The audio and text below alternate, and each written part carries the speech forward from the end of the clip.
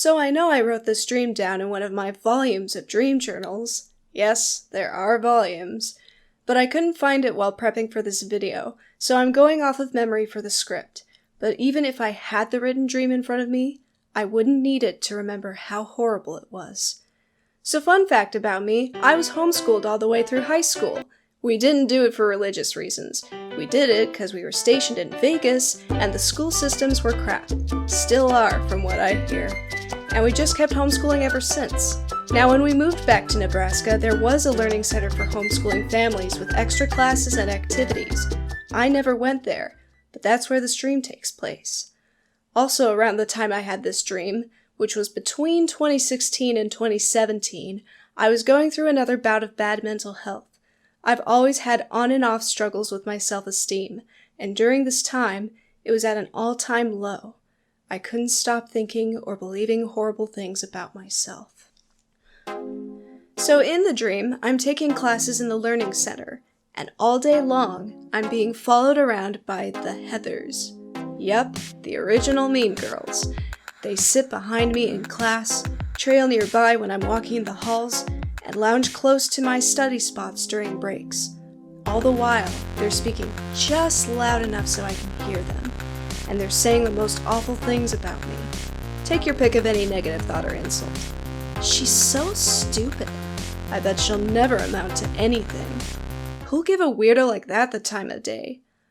Any one of these things you can think of were things the Heathers spouted towards my direction. Every poisonous thought I'd had about myself came out of their mouths. As you can imagine, being followed by those thoughts all day made me feel more irritated and depressed. I tried to lose the Heathers as I waited for Mom to pick me up, and for a while I was successful.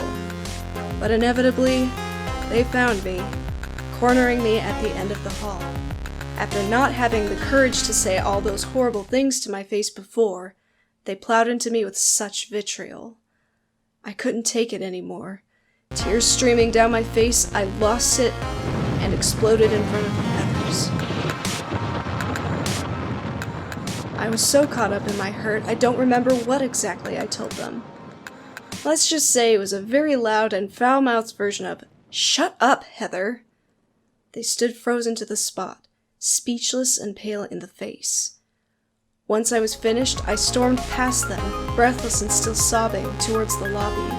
Not too soon after that, Mom came in and saw the state I was in. Still too hurt for words, I went home with her. And you know the worst part of that dream? Waking up in gut-wrenching sobs immediately afterward. No joke, I was crying as soon as the dream ended. I woke both my mom and my twin, and for a while, all I could do was weep in their arms. That dream opened my eyes to the hurt I was inflicting on myself with all the negative, criticizing voices in my head. It affected me so profoundly that for either the next 6 months or a whole year after the dream, I didn't think a single bad thought about myself. And even if I did, I was able to counter them with, well, maybe that's how you feel, but kind of statements. It didn't last forever though. And now I've reached a point in life where I'm having to relearn that gentle, accepting state of mind all over again. But I know I can do it. And so can anyone who's ever struggled with themselves in a similar way. I guess the moral of the dream is no matter how bad you feel about yourself, those thoughts don't have to define you.